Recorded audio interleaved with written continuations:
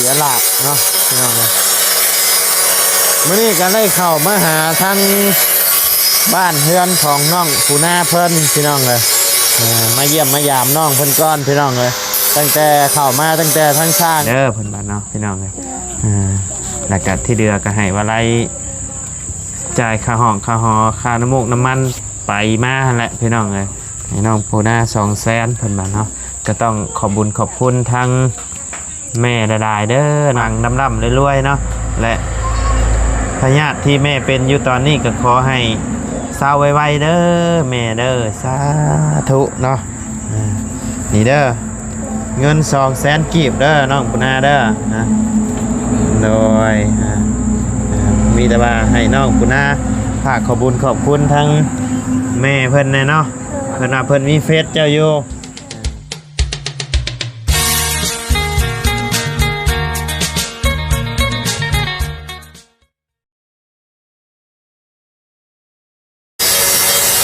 ทักทายกับสบายดีนะพ่อแม่พี่น้อง FC เบิร์ดสุขุสู่คนเพราะว่าอยู่ในต่างประเทศจะยินดีต้อนรับเข้าสู่ช่องบาลัยพลุยคือเก่าพี่น้องนะเราเห็ดยังนี่เจียดาเจียดาบเจียรถไงเจียรถว่าเลย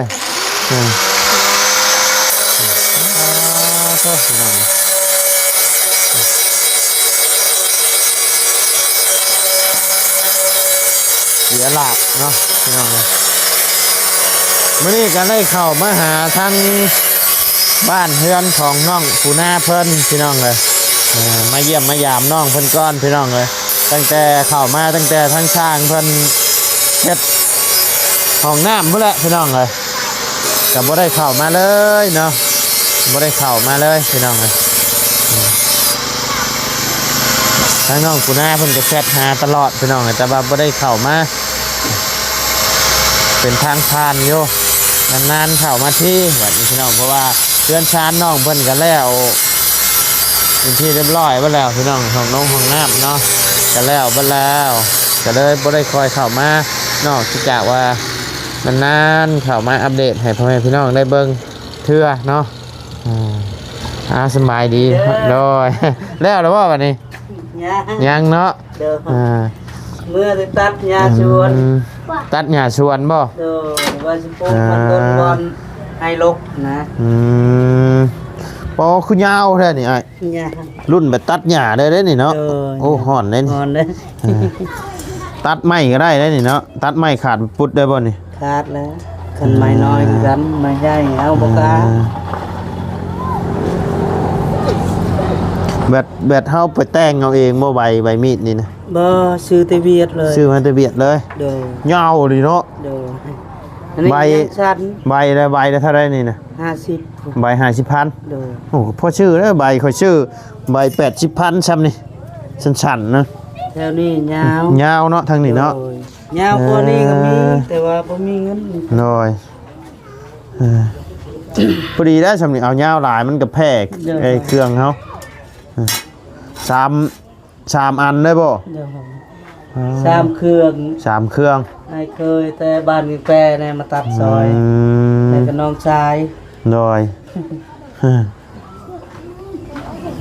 ซอยกันโดยกินข้าวกินน้ำเลยบ่กินมาแล้ว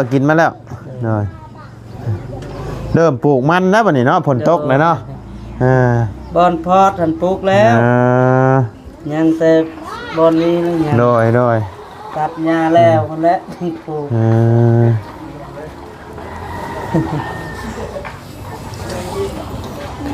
ตัดหญ้าแล้วพุ่นแล้วบัดจังปลูกติสบายดีเด้อเด้อโอ้ยสบายดีน้องหลอกแก้วโดยมื้อใดเพิ่นเปิดเฮียนน่ะวันจันทร์สิมานี่มันจันทร์บ่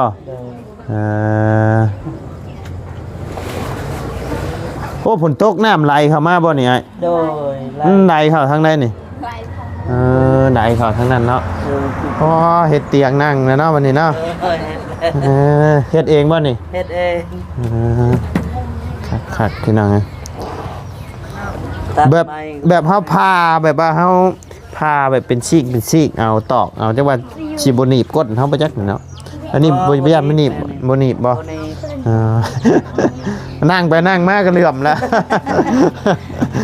อันนี้ยังใหม่อยู่เลยเนาะ โดย นอนถูไปถูมาแล้วก็เหลื่อมแล้วถึกเพื่อ เบาลาวกับ โดย มือเรากับที่ไม้แหละ โดยอ๋อนี่บ่มือบ่ลาวกลับบ่ โดย เออ เบาลาวเอาตู้เข้ามา อ๋อโดยอืมได้ยังจะกินข้าวแรงมื้อนี่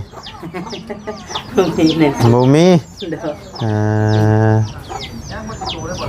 บ่มีแนวกินเนาะ โดย ของน้ำกับแล้วเรียบร้อยแล้วเนาะ โดย ติดตากะโลเรียบร้อยบ่น่ะ ติดแล้ว อืมจักล้านเนอะรวมเบิดติดตากะโลทาสีทาหยังอะ ถ้าเซียนแบบคนจอยเลยนะ อืม เรามาติดกะโลนล้านหา ล้านห้า โดยเพิ่นเอา ทั้งเบิดจักล้านทั้งเบิด 5 ล้านหา ห้าล้านห้า โดย อ่า ก็ว่าเขาซอยน้ำแน่แบบว่าไอ้น้องแน่ โดยอืม สมิดลมน้ำสร้างว่าเซ็ตน้ำกันแต่สร้างผู้นั้นปะเด้ อืม ก็เลยขอให้เพิ่นซอย อืม คันจันว่าเขาบ่เฮ็ดดอกเจ้าห้องนี่กี่ล้านชื่อ อ่าโดยขอให้เพิ่นเฮ็ดให้บ่ โดย อ่าโดย ลมเพิ่น อืม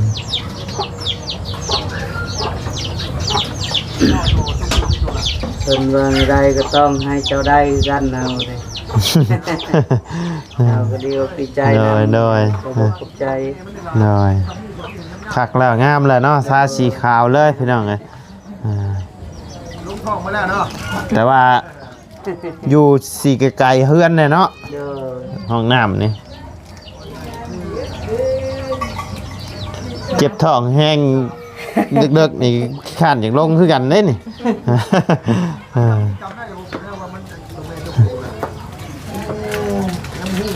แต่ก็เฮือนข่อยใกล้ๆกับอันนั้นกับเทือนข่อยยังโอ้ยคือข้านนะคิดผิดแล้วอ่ะในใจอยากเอาเฮ็ดอยู่ในเฮือนพุ่น แม่ อ่าเฮ็ดติดกับเพื่อนเลย อยู่ในเมืองเพชรอยู่เพื่อนเลย หน่อย แต่เฮาแบบบ้านนอกบ้านนายามเวียกงานเพิ่น หน่อย หมู่คู่ หมู่ เขาหา คู่เนาะหน่อย นัดเวลาจะคัก อ่าหน่อย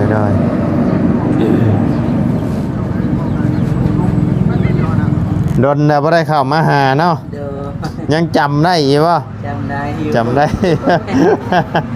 คิดฮอดคือกันได้ ใช่คิดฮอดคือกันแต่ว่า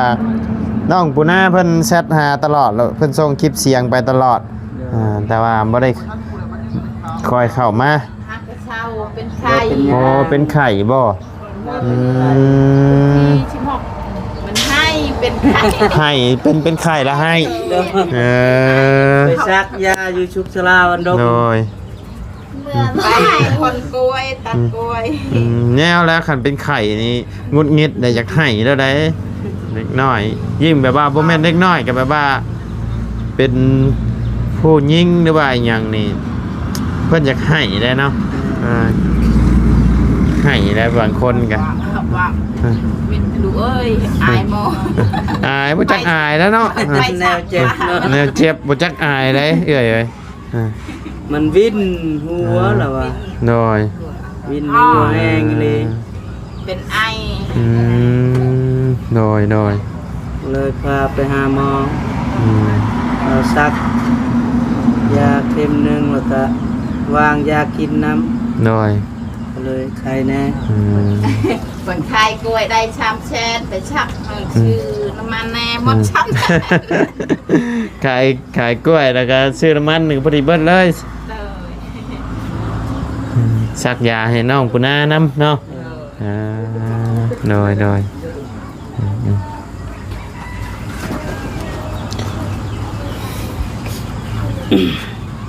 หมู่เด่นสงกรารบ่ได้เด่นช้ำเป็นไข่ไปเด่นใช้สงกราร บ่ บ่ได้ไป เคยลิ้น บ่เคยบ่ แม่น นย้อนบ่มีเงินนี่แหละ ยันว่าแบบว่ากินม่วนชื่นอยู่ในเฮือนในหยังก็บ่ได้กินบ่ บ่ กินเนาะมีแต่ไปเวียก แม่ มีแต่ไปเวียกพี่น้องบ่ได้คอยอยู่เฮือนอยู่ซ่านเนาะ เพื่อเจ้าไปจูดให้ช่วยลุงเพิ่นอยู่แค่ไหน โดย อ้ายครับยามอีกบุญนะ อืม เป็นปวส เป็นไปยามเจ้านะบ่ แม่ ไปยามคนเด่นบุญ แต่ว่า ไปอยู่กลุ่ม ย่านบ่าแบบว่ามีเรื่องมีหยังเนาะ แม่ ใบรุ่นนั่นแหละยามบุญยามสิ้นพี่น้องเอ้ย รถลมตอนจักแจงประมาณ4โมงอยู่ใต้บ้านเฮานี่บัดจักคนใดคนบ้านใดไปบอก เจ็บบ่ นอนอยู่กลุ่มเจ็บหนักเติบเป็นวินแบบลุกบ่ได้เลยนะรถทูน โดย ไปยกย่อลาวอันเมื่ออยู่กลุ่มมัน โดย คนเข้าไป รถจักรเพิ่นก็ครับเอามืออยู่กลุ่มมันมาแล้วเราสูบยากอกหนึ่งไปต่ออีก ผู้หญิงยังได้นะ ผู้หญิงบ่ แม่ คน แต่เวียดตัว คนเบียดบ่ แม่คนละชนชาติเนาะนี้แต่ว่าคนแต่เวียด โดย คนหนึ่งเงินเมาตอนเที่ยงตำบอลเขาก็ทอบอลเขาออกแบบทางแวนรถจนว่าบูฮูรถจูงเลย โดย ไปยกเขาอีกว่าบุท้ามาเมามาแต่ใช้พูนแต่ชะแดนผูกป้า มาวันแต่ชายแดน แม่นคนบ้านเก่งดวงใน คนบ้านแก้งดวง แม่นปัดไก่จีแม่ทางเข้าลมก่อนแล้ว ชั่วเอ้ยกับอ้ายหาชิมาแต่เบียกบ่นี่นะ แม่น ยังบ่ทันได้อาบน้ำซ้ำเนาะ แม่ ยังบ่ได้เปลี่ยนโฉกเปลี่ยนเสื้ออยู่พี่น้องก็ยัง เลยก็ยังเวียดนามตำเขา ยังตำข้าวอยู่ตำยังบ่ได้ครับ ยังอยู่แล้วตำเขาไอ้นี่คักหน่อยหนึ่ง เมื่อยเนาะพอมาแต่ให้แล้วก็แล่นตำข้าวไว้หนึ่งอีกโอ้โธ่เนาะบ่ได้มีแบบห้องสีเพิ่นนับสีบ่เฉย บ่ ยากตัวนี้แล้วเนาะ แม่ มามีเมื่อยโอ้ยอย่าพิษกันย้อนได้น่ะนี่ ถือว่าวูด ในบ้านนี่หลายคนอยู่ใดแต่เขาเลยหับแบบเขาเฮ็ดแบบเขาชื่อเขาจะตามเขาตัวเอง โดยเพิ่นก็ชื่อไว้เฉพาะแต่เฮือนเพิ่นเนาะโดยเอาไว้แต่เฮือนมันพี่น้องก็บ่ได้คอยนี่นั่นเนาะมามีเมื่อยยังแล่นตามเข่านี่โอ้บ่ไหวแล้วข่อยนี่ ตลอดเอ่ยทอด6 โมง 7 โมง 6 โมง 7 โมงมาก็ยังต่ำจ้ะ ตำเขา จำเป็นนะเนาะคันบ่เฮ็ดกะ แม่ คันบ่เฮ็ดกะเฮาก็บ่มีอันข้าวนึ่งกินตอนเช้าเนาะเอ้ย แม่ จำเป็นแล้วพี่น้องเอ้ย จะเปิดดอกก่อนปะเปิดดอกปะ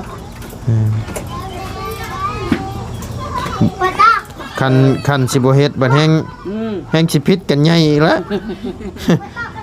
บ่ได้กินข้าวแล้วอ้าย ข้างในเราไปเปิดดอกคุณ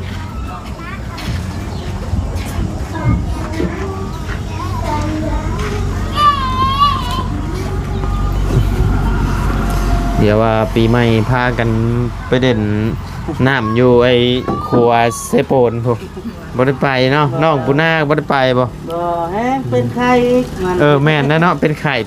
ลืมเลยพี่น้องไงไข่บ่ได้ไปทางใดน้องเพิ่นกันเนาะหมู่ม่วนตัวเองบัดนอนไห้อยู่หน่อยบ่ติน้องเพิ่นแหละพี่น้องเอ้ยแนวมันเจ็บเนาะงุดหงิดแท้ได้คันเป็นไข่นี่ แม่ คือขนาดเฮาผู้ใหญ่นะยังบ่มีความอดทนเลย เงินจะไปนำเฮาอยู่กลุ่มมาซักยาให้ลูกนี่ น้อย แลนมือชัก เจ้าชักยาเป็นบ่ไอ้ บ่แบบทำไปส่ง โอ้ ไปบ้านดงกับไปพี่นี่ไปทางไรไก่กว่ากัน ไก่หนึ่งไก่สะโพกในบ้านดงไม่ไก่ บ้านดงใกล้ๆเนาะบ้านดงนี่สิใกล้กว่าเชโปนเนาะ สะโพกไก่กว่า อืมไปบ้านดงสบายกว่าเนาะง่ายกว่า อยู่นี่กันว่านักอันเราบ่ได้ คันว่านักกับไปเชโปนพุ่นนั่นติ แม่นแบบสุขสลามันบ่ได้ครบเครื่องมือเลย โดย ขอแก้ไขเห็นไหม โดย เก็บ โดย ไข่ธรรมดา ได้อยู่คือชุดก่อนนี่เขาจุดให้น้องกันลูกลุงอยู่บ้านใน โดย ไฟลามมันไหม้เบิดตีนก็หมดมือก็หมด โดย หน้านี่ก็หมดเข้าอยู่นี่โอ้ยชาวย่านส่ง ไฟใหม่เนาะ ไปสิโปนแม่ เดี๋ยวนี้ก็ยังทันดีงานก็ไปจอบเทื่อหนึง อยู่เพิ่นอยู่แต่เพิ่นอยู่บ้านไหน เชียงลวงใน แกงดวงใน จักสิรอดจักบ่หมด ไผใหม่บ่ แม่ ประจูดให้แล้วไผใหม่ จุดให้แบบว่าไฟลามเด้ ไฟลาม ม มาจากดับไฟ แล้วไผมันบูบใช่เลย แม่นวูบ อื ใช่เล ม ย เต็มมนมาเลยน่ะ แม่ อืม หน้าก็หมด เป็นผู้หญิงหรือผู้ชาย ผู้ชาย มีครอบครัวแล้วบ่ นี่แล้ว มีแล้วเนาะ ป็ใหญ่แล้ว อืมอยู่แกงดวงในติ แม่ ไผใหม่เนาะแต่ล้นเติบแล้วบ่ไอ้ โดนแม่แต่ว่าจักดีจักบอกมัน5 มื้อนี่แหละ อืมได้พาเพิ่นไปหาหมออยู่บ่ พาอยู่แต่ว่าหมอบ่ได้ฮับนะ มา อยู่ หม บ้า อน ดง หมอเพิ่นบ่รับเนาะ แม่นอยู่บันดงเขาบ่แพ้ อืม ก็เลยเพิ่นอยากส่งให้ไปสิโปนแต่ อืม เขาเอาหมอเป่าเขาเป่าอีก เอาหมอพื้นบ้านพื้นเมืองเปล่าเอา แม่ อืม ก็เลยบ่ได้ไปหาหมออยู่สิ อื โปน มหน่อย จักสิดีหรือบ่ หน่อย แต่ข้าวเวียกบ่ได้ไปเยี่ยมอีก อืมอืมอืม นะ ไผก็ค่าเบี้ยกเนาะ แม่ ยามนี่บ่จักสิปลูกข้าวบ่จักสิปลูกมันข้าวก็ปลูกแล้วบ่ยามนี่อ่ะ ยัง ยังบ่ข้าวนี่ปลูกช่วงใดช่วงเดือน6เดือน7บ่ แม่ อืม เดือน6 เดือนหกเชิญได้ เดือน5คอยเดือน5จะหมดอยากออกเดือน6แล้วปลูก อืมเดือน5เดือน6ค่อยพุ่นแหล้วเนาะ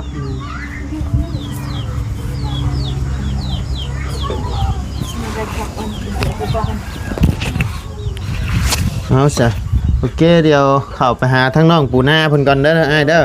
โดยสบายดีสบายดีน้องดอกแก้วเดี๋ยว แต่ เอาสบายดีน้องปูนาโดยมาอยู่หม่องแจ้งๆเห็นไหม ถ้าไปทำใส่อันนี้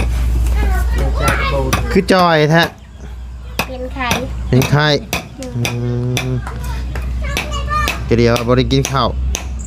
บ่ได้กินข้าวแล้วเนาะเป็นไข้ โอ้มันเป็นไข่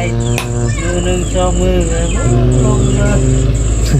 หมู่ไปเด่นสงกรารนอนเป็นไข่เนาะไข่แต่ไข่แน่ละบ่ ไข่แล้ว ไข่แน่แล้ว เอาแล้วเป็นไข่ เศร้าเลยเนาะ ยังเหลือไอแล้ว ยังเหลือไอโอ้ยเนาะพี่น้องหมู่เด่นสงกรารเด่นน้ำแซวๆบ่ได้ไปเด่นน้ำหมู่ครับ เลยไปแบกกล้วยน้ำปลา ไปแบกกล้วยเป็นไข่เลยเออไปแบกกล้วยเป็นไข่ชับพี่น้องเลยบัดสิได้ไปเด่นสงกรารบัดสิหาเงินไปเด่นสงกรารเนาะ ว่าแล้ว แบบเพิ่นให้สงกรารไกลจะปิดแล้วก็ไปแบกกล้วย โดยโดย ไปลินสงกราร เนาะเนาะพี่น้องบ่เห็นหน้าเห็นตาตะดนแต่ชุดชมมาเลยเดี๋ยวนี้เนาะเป็นไข่พี่น้องไอ้น้องเพิ่นกะ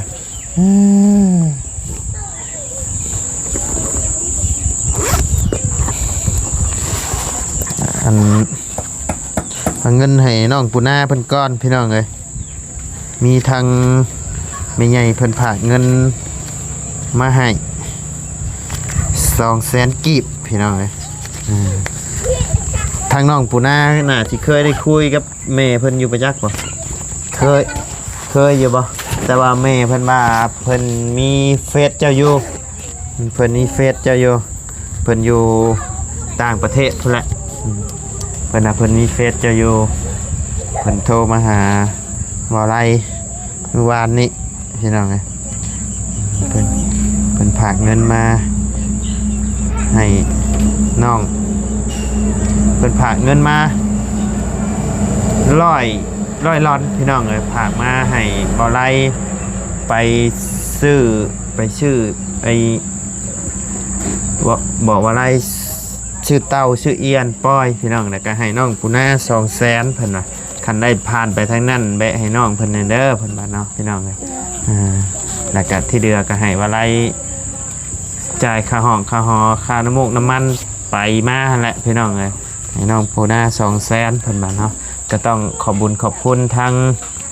แม่หลายๆเด้อเนาะทั้งแม่เพิ่นก็บ่ได้ขอออกชื่อเสียงเรียงนามเนาะขอบบุญขอบคุณทั้งแม่หลายๆเนาะที่ได้ฝากเงินมาให้ทั้งบ่ไรแล้วก็น้องปูนาแล้วก็เฮ็ดบุญเนาะทำบุญปล่อยสัตว์เนาะพี่น้องก็ขอให้แม่อยู่ดีมีแห้งเนาะความเจ็บบ่ให้ได้ความไข้บ่ให้มีปรารถนาสิ่งใดก็ขอให้ได้สมความมุ่งมั่นดังปรารถนาบ่ว่าสิเฮ็ดธุรกิจการงานหยังก็ขอให้เฮงๆปังๆร่ำๆรวยๆเนาะและพยาธิที่แม่เป็นอยู่ตอนนี้ก็ขอให้เศร้าไวๆเด้อแม่เด้อสาธุเนาะนี่เด้อเงิน200,000กีบเด้อน้องปูนาเด้อนะโดยมีแต่ว่าให้น้องปูนาฝากขอบคุญขอบคุณทั้งแม่เพิ่นเนาะเพิ่นว่าเพิ่นมีเฟซเจ้าอยู่เพิ่นก็บ่ได้ขอออกชื่อเสียงเรียงนามเห็นน้องปูนาเพิ่นขยันดุมันดีเบ้ากับม่วนเพิ่นว่าเบ้าจาม่วนดีเพิ่นเห็นนะเพิ่นก็อยากให้เพิ่นนะอยากให้ไปซื้อไปโรงเรียนซื้อขนมกินนี่ยังนั่นแหละเนาะให้น้องขอบบุญขอบคุณเพิ่นเด้อเด้อขอบคุณเด้อทั้งแม่ที่ให้เงินลูก200,000ขอให้แม่ดีมีแห้งความเจ็บอย่าได้ความไข้อย่ามีเด้อขอแม่ปรารถนาสิ่งใดก็ให้ได้สิ่งนั้นแล้วก็ให้ร่ำรวยเงินที่มอบให้น้องปูนาครั้งนี้ขอให้ได้กลับคืนมา100 เท่าพันเท่าเด้อสาธุเนาะโอเคสะทั้งระเบ้าก็สิได้ออกกลับปะได้บัดนี้เด้อมันค่ำมันมืดแล้วโอเคชนะพ่อแม่พี่น้องเนาะสำหรับคลิปนี้ทางบ่ไรก็สิได้ขอจบคลิปลงไปเพียงสำนี้กันเด้อพี่น้องเด้อขอบบุญขอบคุณพ่อแม่พี่น้องและ FC เบิร์ดสุขุสู่คนนาทวีเข้ามาติดตามแล้วครับชมทางช่องบ่ไรพาลุยเนาะและที่สำคัญขาดบ่ได้ก็คือพ่อแม่พี่น้อง FC แหละเนาะที่เข้ามาเบิ่งคลิปโดยบ่ข้ามโฆษณาขอบบุญขอบคุณหลายๆเนาะสำหรับคลิปนี้บ่ไรกับน้องปูนาล่ำลาไปแล้วพี่น้องสบายดีเด้อเนาะไปพี่น้องเอ้ย